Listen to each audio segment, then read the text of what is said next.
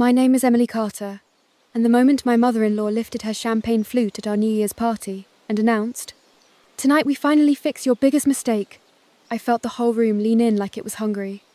She nodded toward the red envelope she'd taped to the center of the dessert table, bright, glossy, the kind she used to hand out like a weapon. My husband, Jason Lynn, stood beside her with that familiar tight smile, the one he wore when he wanted peace more than truth. Behind them, his father adjusted his cufflinks like this was a business meeting. My own parents sat on our couch, confused and polite, holding paper plates like shields. And then my mother-in-law said the words she'd been trying to force into my life for 6 years, only now she said them into a microphone. "Emily is stepping back from her job," she declared. "She will focus on being a real Lynn wife, and we will make sure our family finally has a grandson." Applause started thin, uncertain until my mother-in-law clapped first, sharp and commanding, and a few of Jason's relatives followed like trained birds. I looked at the mic in her hand. I looked at the envelope on the table. Then I looked at my kids, Lily and Noah, both in matching gold party hats, their little faces lit by string lights, their eyes tracking me like they could feel the air turning.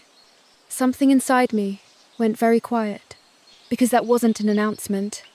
It was an execution, and I had come to that party with receipts. If you'd met me before I married into the Lynn family, you would have called me stubborn in the best way. The girl who stayed late in the computer lab at the University of Washington because the code wouldn't compile and she refused to lose. The woman who walked into her first product manager interview in downtown Seattle with a borrowed blazer and a notebook full of questions, because she believed preparation was a kind of respect. I grew up in Tacoma, the daughter of a public school teacher and a union electrician. We weren't fancy, but we were solid. My parents fought sometimes, mostly about whose turn it was to do the dishes, or whether my dad's truck really needed another expensive repair, but nobody in my house ever confused love with control. Then I met Jason at a friend's rooftop barbecue overlooking Lake Union. He was charming without being loud, a software engineer with gentle eyes, and the kind of laugh that made you relax your shoulders without realizing you'd been holding them up all day. When he asked me out, it felt easy. For the first year, it stayed easy. We hiked. We argued about pineapple on pizza. We built IKEA furniture and swore, and then kissed in the sawdust. He told me his parents were traditional. I thought I knew what that meant. My grandma still insisted on formal place settings for Thanksgiving, and refused to call it stuffing, because it's dressing if you make it right. Traditional felt like quirks. Jason's idea of traditional was different. The first time I met his mother, Mei Lin, she didn't smile when she hugged me. She inspected me. Not my face, my posture, my hands, my nails, the way my shoes hit the floor. We were in her home in Bellevue, pristine, with family photos arranged like an altar. In every picture, Jason stood in the middle, golden child, proof of success. May offered tea and asked, "How much do you make?" Like she was asking if I preferred honey or sugar. I blinked. Jason laughed nervously. "Mum," she waved a hand, "it's important. Wife must contribute, or else she becomes lazy. But not too much, or else she becomes hard to control." She said that last part in Mandarin, assuming I wouldn't understand. I understood enough. Jason squeezed my knee under the table in apology. I squeezed back, telling myself, different culture, he's worth it. That was my first mistake. Because the Lynn family didn't want a daughter-in-law. They wanted a role. A woman who would bow to elders, give up her opinions at the door, and produce a son on schedule like it was a quarterly deliverable. And the worst part? For a while, Jason wanted that too, just quietly, in the way a man can want something without admitting it, because he's never had to pay the price. We got engaged the following winter. Jason proposed at Discovery Park, drizzle turning my hair into a mess. Cheeks pink from cold and happiness. He was shaking when he opened the ring box. He looked like a man choosing courage. I said yes because I loved him, and because I believed love meant we would choose each other when it mattered. May treated our engagement like a negotiation. At the engagement dinner, she slid a red binder across the restaurant table. Inside were pages printed in English and Chinese. Family expectations, she called them. Holiday schedules. Appropriate gifts for elder relatives. A section titled Children. Jason's father, Guo Lin, sat beside her in silence. He rarely spoke. When he did, it was like a gavel. May tapped children. First year of marriage. You start trying. First child must be boy. I laughed because I genuinely thought she was joking. May didn't laugh. Jason's hand tightened around his water glass. Mom, we can't control. May's eyes flicked to him, and he stopped, like a dog trained with a whistle. I felt my stomach drop, just a little, but I told myself, this is just talk. Wedding planning became the first battlefield. May wanted a banquet hall in Chinatown, a tea ceremony so elaborate it required rehearsals, and my parents to show respect by paying for specific things, cash gifts for elders, a certain number of tables, an exchange that felt less like tradition and more like a bill. My parents were kind, but baffled. We'll contribute what we can, my mum told me quietly, but we're not buying you like a car. May heard that and decided she didn't like my mother. On the wedding day, May criticised my dress because my shoulders were visible. You look like you were going to the club, she whispered, then smiled for photos, like she hadn't just tried to cut me down. I should have paid attention to how easily Jason let her. The first year of marriage, I tried to outwork the tension, be a good wife, good employee, good bridge, between cultures. I didn't realise bridges get walked on from both sides. When I got promoted to senior PM, Jason was proud at first. Then May found out and frowned like I'd brought home a bad report card. Too busy, she said. When you have children, you cannot do this. We'll figure it out, I replied. May smiled thinly. No, you will figure it out. Jason will focus on his career. That is what men do. Jason didn't correct her. I got pregnant a few months later. We told both families at Thanksgiving. My mum cried. My dad hugged Jason like he'd gained a son. May asked, "Did you go to doctor to confirm it is boy?" I stared. "That's not..." May waved. "If it is girl, you try again soon. It is okay. Family must have son." Jason smiled tightly. "We just want a healthy baby." May nodded like he'd said something adorable and naive. Yes, healthy, and boy. When our first baby was born, she wasn't a boy. Lily arrived in a February snowstorm, screaming like she'd been furious at the world for making her wait. Dark hair, my chin, Jason's eyes. Perfect. May held her for 30 seconds, then handed her back like a hot plate and said, "Next time." I was stitched up, exhausted, my body still shaking from labour, and all I wanted was for Jason to say, "Stop." He didn't. He kissed Lily's head and whispered, "It's okay. She'll come around." As if my daughter's worth was a mood his mother might improve on. The next 2 years were diapers and deadlines. Breastfeeding while answering Slack messages. Sprint planning, with a baby sleeping on my chest. The American working mom choreography.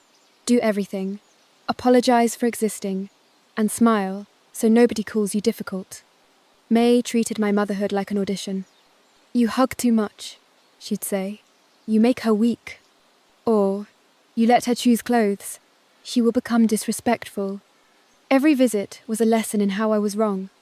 Then May started saying it more directly, to Jason, in front of me. "One daughter is fine, but you need son. Your cousin has 2 sons already. People ask me why my son has only girl."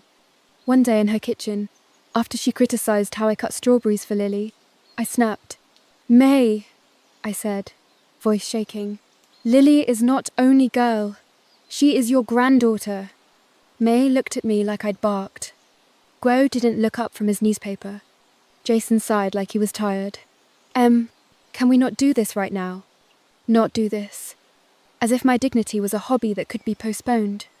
That night, after Lily fell asleep, I sat on the edge of our bed and said, "Jason, I need you to back me up."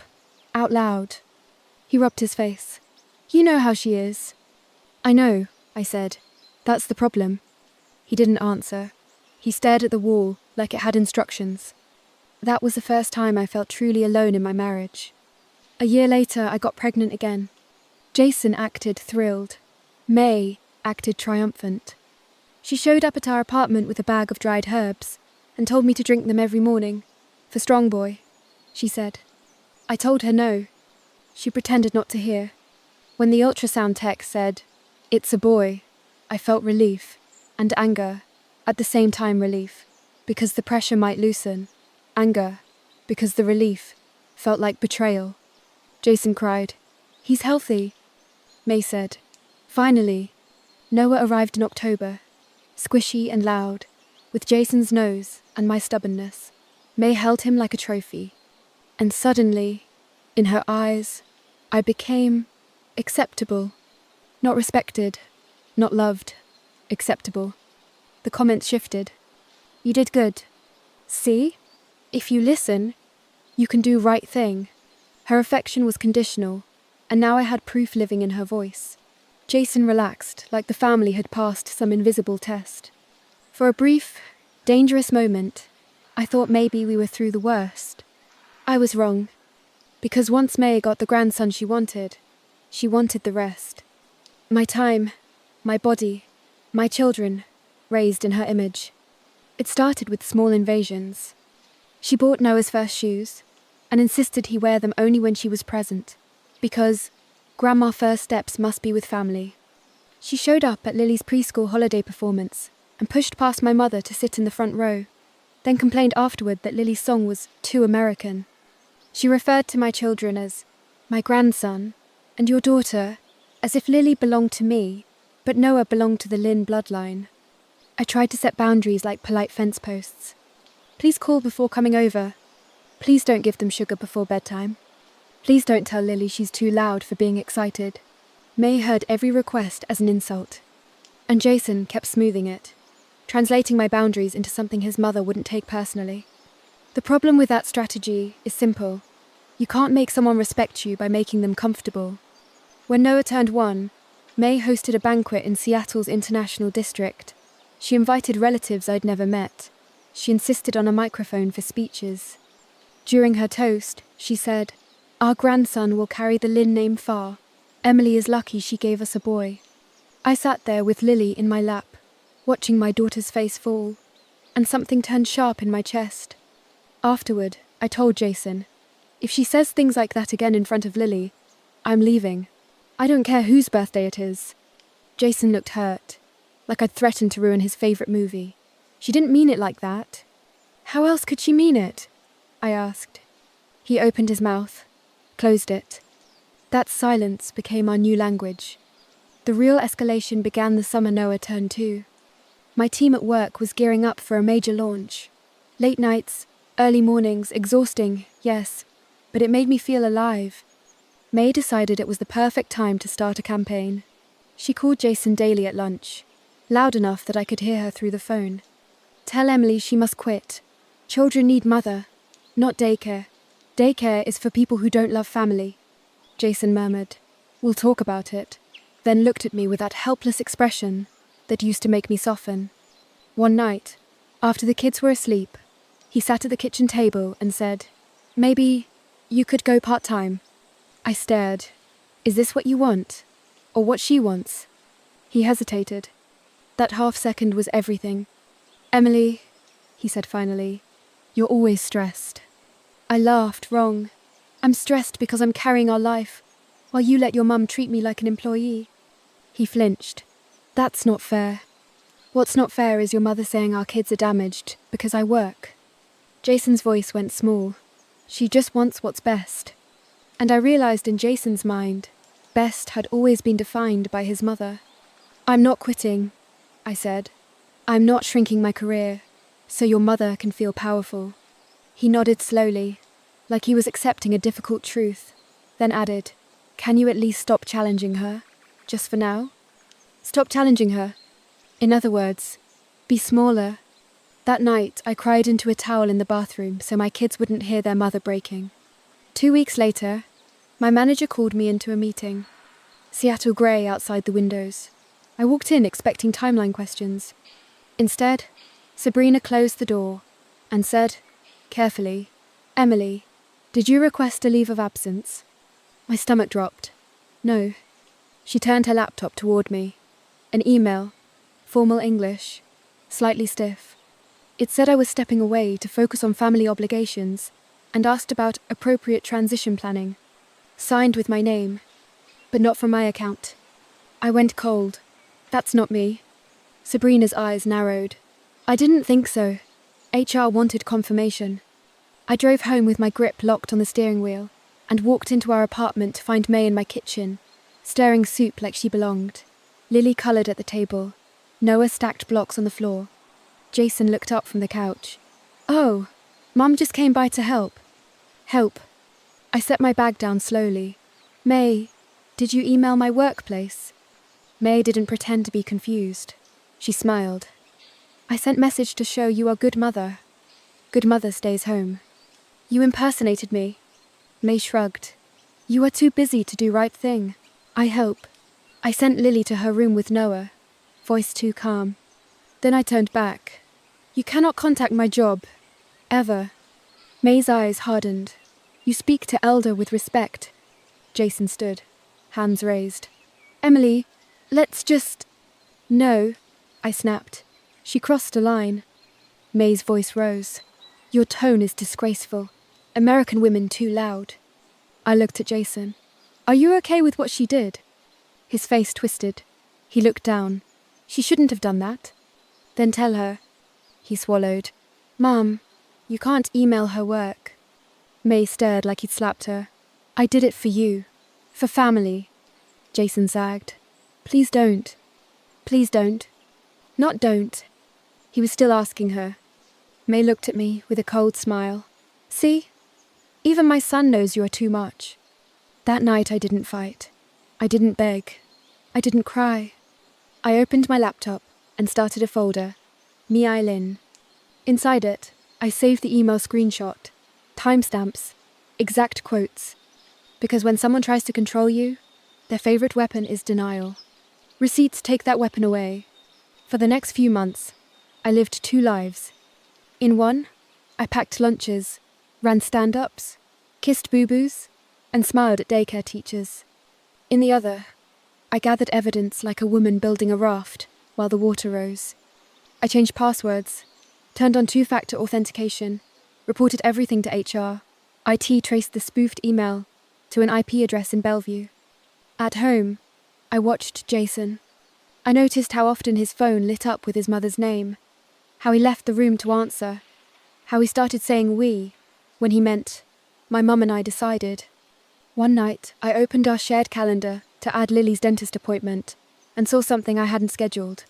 Fertility consult, 10 a.m, Evergreen. I clicked details. Family balancing options, male selection consultation. My hands went numb. Evergreen was a clinic people used when they wanted science to obey their will. After the kids were asleep, I sat at the kitchen table and asked, Jason, what is this? He froze, paused, like his body was running calculations. It's nothing. I turned the laptop. Male selection consultation is nothing? He swallowed. Mum wanted information. Information for what? She thinks we should have another boy. For the family. We have 2 kids, I said. I'm not a factory. Jason got quietly defensive. It would just be a consult. You scheduled it without talking to me. With your mother. He flinched. You're overreacting. Overreacting.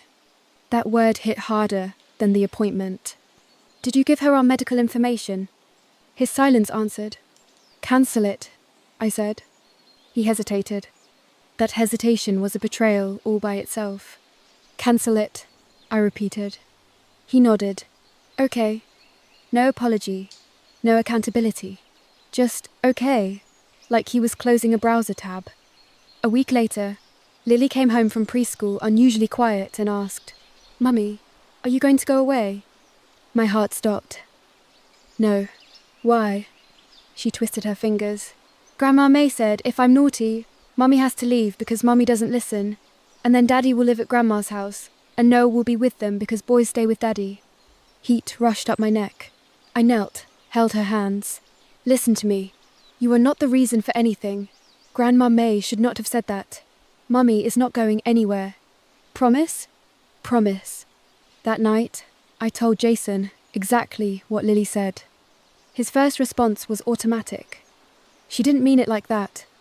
I slammed my palm on the counter hard enough a spoon rattled. Stop saying that. It's always like that. Jason looked startled, then annoyed. Emily, you're scaring the kids. Your mother is scaring the kids. He rubbed his hair. She's worried. She thinks you're pulling us away. Maybe we should be pulled away. His eyes widened. You don't mean that. I do, I said. And if you won't protect our children from her manipulation, I will. Jason's jaw clenched. So what? You're going to ban my parents? I'm going to set rules, I said. No threats, no favoritism, no talking about me like I'm disposable. If she can't follow that, she won't have access. Jason went cold. You don't get to decide that alone. I looked at him. Watch me. In December, May announced she was hosting New Year's at our place. She didn't ask. We will do New Year at your home, she told Jason. Emily must show family she is committed. She will cook. Jason told me like it was weather.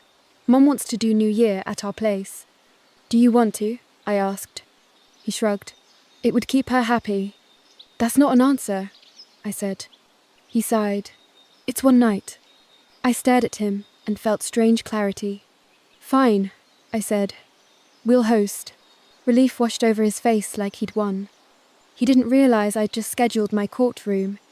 That night I called my best friend Tasha, an employment lawyer who tells the truth like she's handing you a flashlight. I told her everything.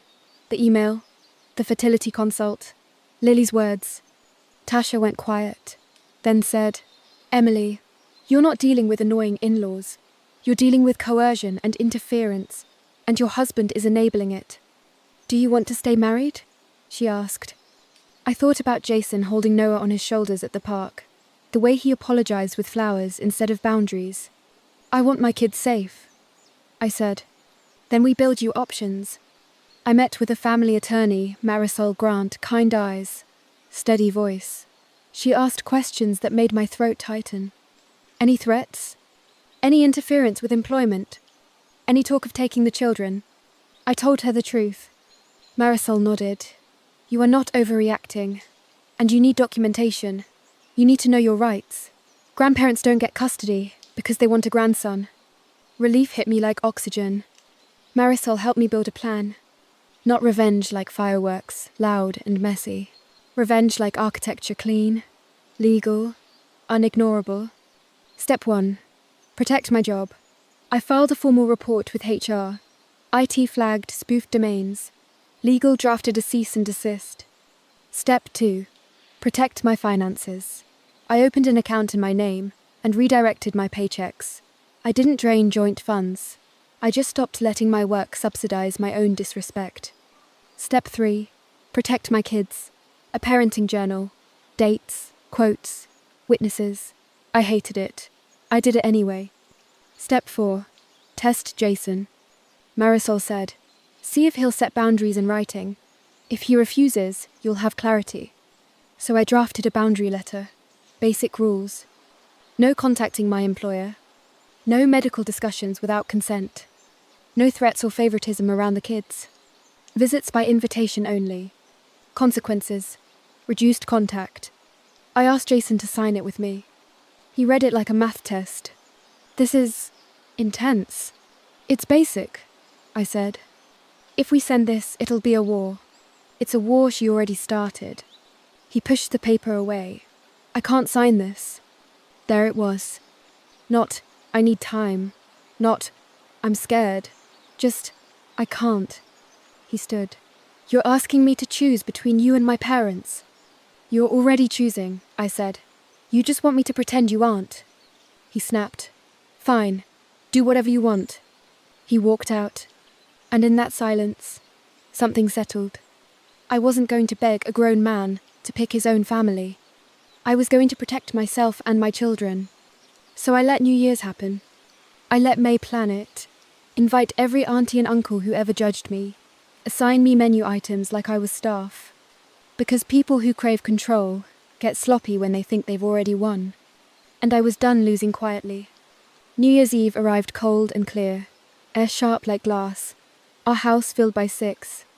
May had transformed my living room into something that felt half celebration, half inspection. Red lanterns hung beside my neutral American garland like competing flags. A long table was covered in red cloth, and trays of food dumplings, noodles, sticky rice cakes, and also the things my parents recognized: a spiral ham, deviled eggs, a cheese board my mum insisted we bring. May smiled at my mother like they were friends. My mum smiled back because she didn't know the history behind May's politeness.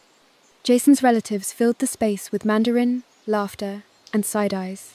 Someone asked me, "So when you stop working?" Like the ball drop depended on it.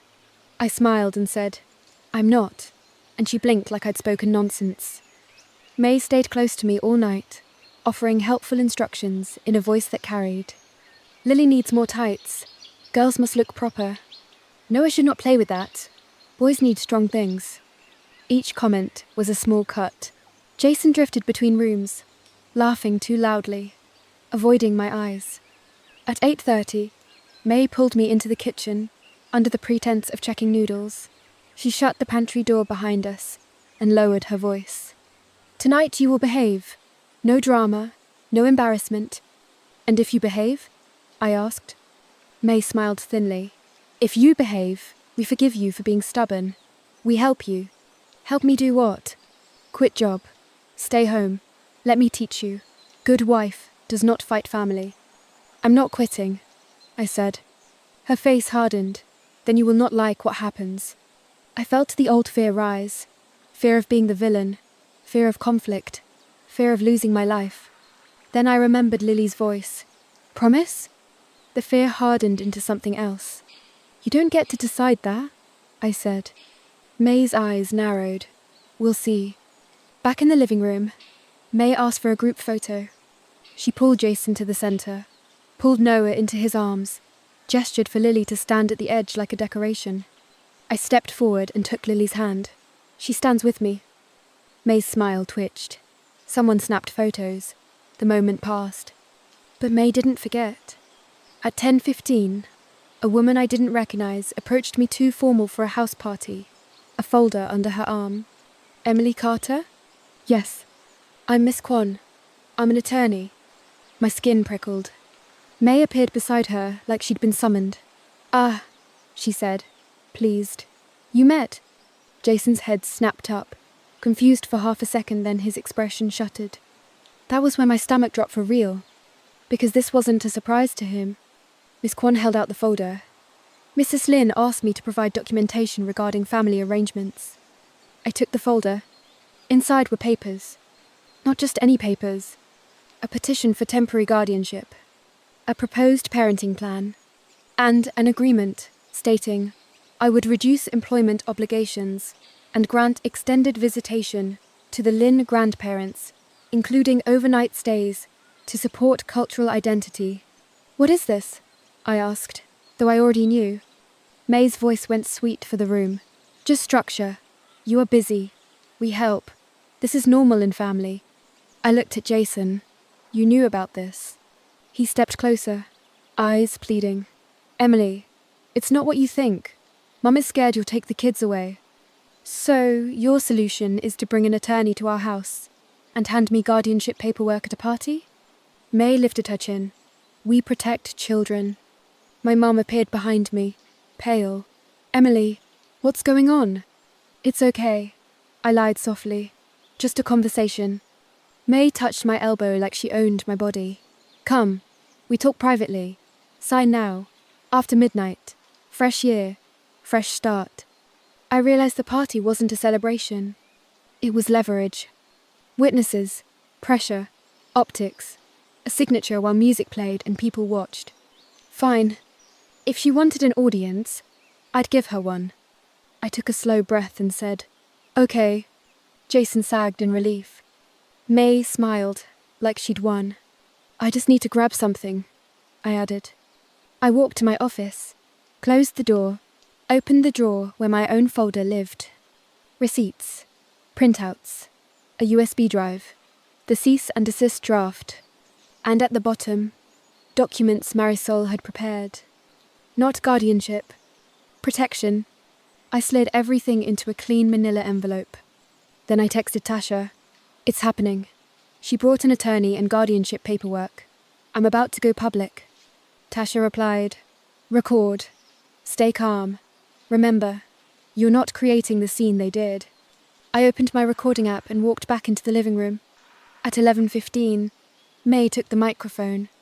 Everyone, listen. We start new year with good news. The room quieted. May smiled wide. We are grateful for family, tradition, honor, sacrifice. Tonight, Emily will make big step.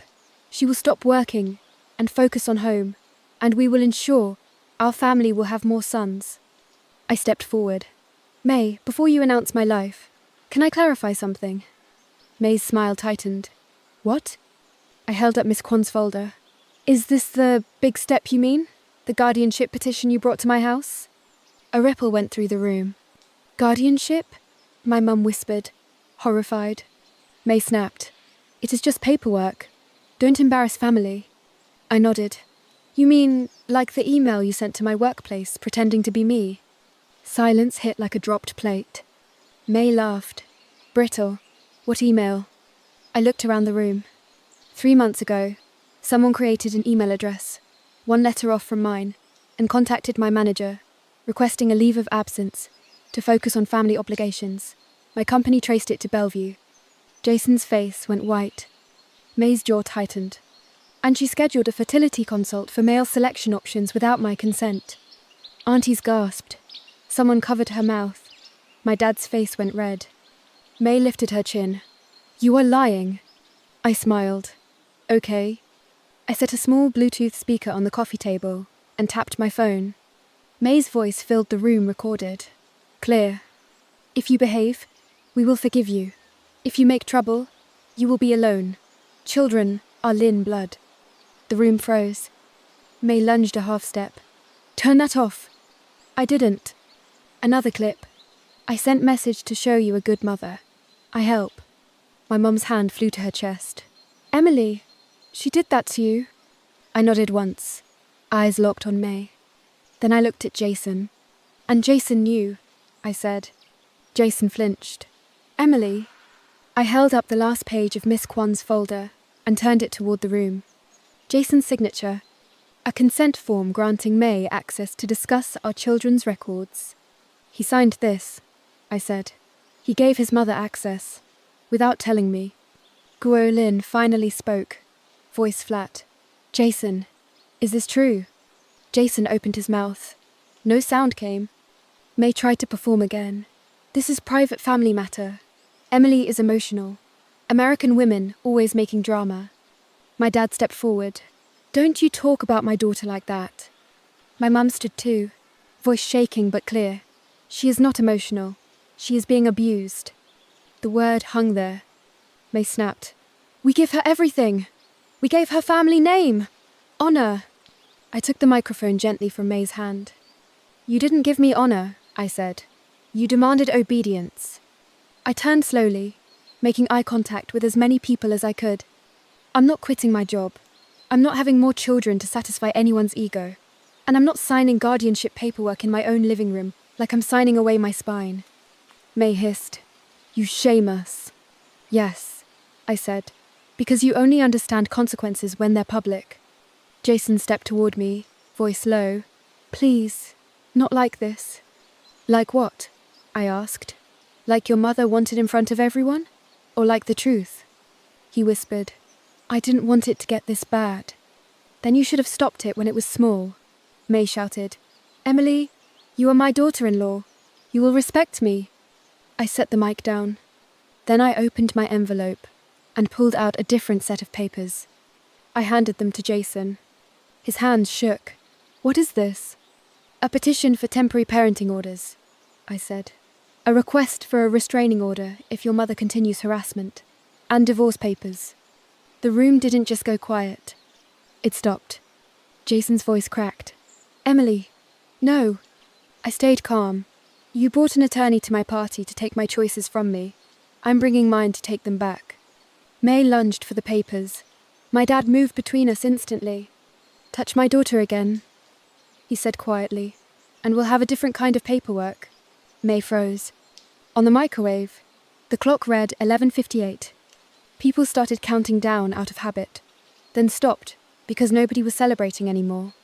May grabbed the microphone again, desperate. No, we will not end year like this. I stepped back, picked up Noah, and held Lily's hand. Lily's eyes were wide. Noah leaned sleepy against my shoulder. I turned to Jason one last time. If you want to be a husband and father, I said, prove it in court and in therapy, not by hiding behind your mother. Emily, please. I didn't yell. I didn't insult him. I just said the sentence I'd been practicing for months. I'm done being managed. And I walked out of my own New Year's party, with my children. My parents followed. Behind us, the house was still full of people, still full of food, still full of decorations. But the power had left the room, and Maylin could feel it. Because the last thing I heard before the door shut was her voice raw, furious, screaming at Jason like he was the one who'd failed her. We spent that night at my parents' house in Tacoma. Lily fell asleep, clutching her stuffed bunny. Noah slept curled against me like a warm comma. I lay awake on my childhood bed and shook with delayed adrenaline. My mum stroked my hair. I didn't know. I didn't want to burden you, I whispered. My dad stood in the doorway, anger simmering. You didn't burden us, he said. They did. On January 2nd, Marisol filed the paperwork. On January 3rd, my company's legal team forwarded impersonation evidence to local authorities. The officer was kind but blunt. To treat it as fraud, we needed documentation. So I gave them everything. May began a new campaign. Voicemails, threats. We take grandchildren back. My dad saved each one like gold. Jason called constantly. Sometimes he cried. Sometimes he was angry. Sometimes he begged. The hardest calls were the bargaining ones. What if we move farther away? What if we do counselling? What if I tell Mum to stop? What if? All the things he could have done before he let his mother bring an attorney into my home. The first court hearing came mid-January.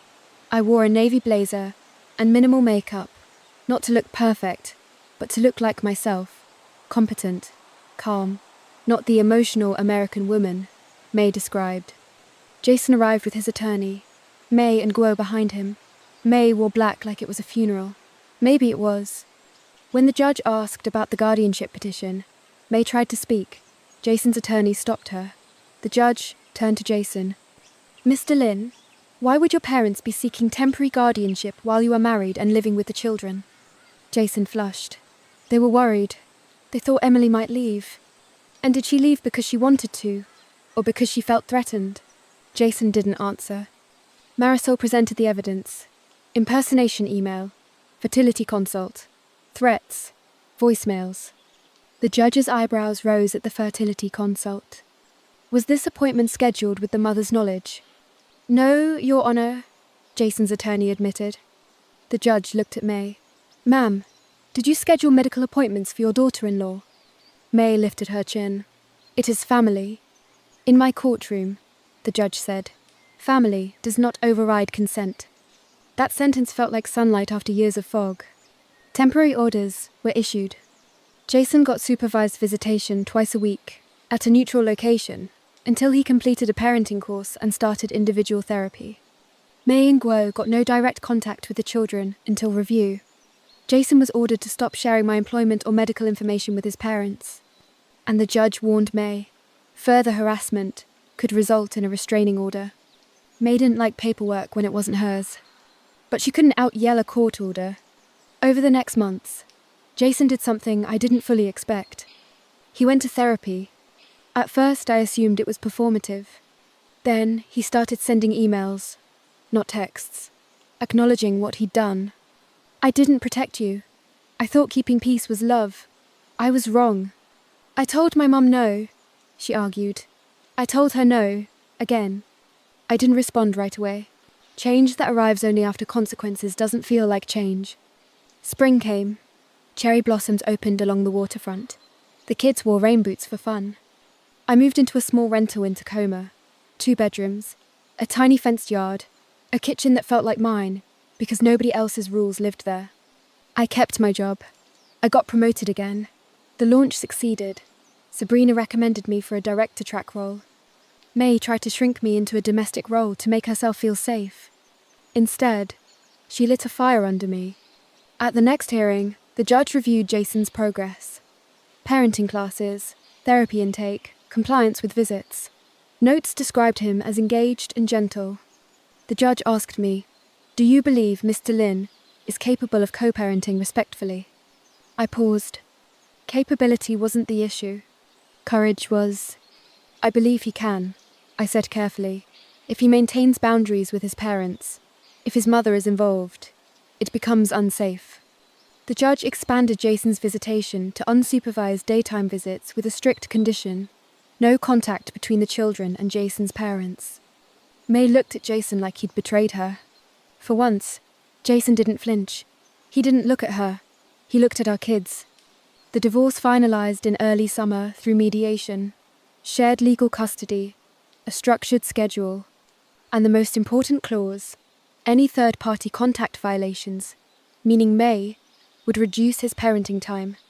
Consequences, in writing. May never got what she wanted.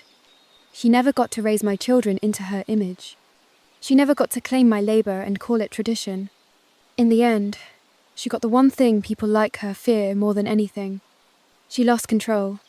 The last time I saw her in person, she stood near the courthouse steps, watching me buckle Noah into his car seat. "You think you are strong," she said. "I am. You broke family." I met her eyes. "No, I broke the cage." She had no comeback. Because comebacks only work when the other person is still trying to please you. That night, after I put the kids to bed, I sat on the porch with tea and listened to the quiet. Not the tense quiet of a house where you're waiting for criticism. The soft quiet of safety. Tradition can be beautiful, but when tradition is used to erase you, it's not tradition anymore. It's a weapon, and the only way to disarm it is to stop handing over your life like a peace offering. My children don't need a perfect family photo. They need a mother who can look them in the eyes and say, "You are safe with me." That's what I chose. And if anyone tries to call it disrespect again, they can say it from a distance.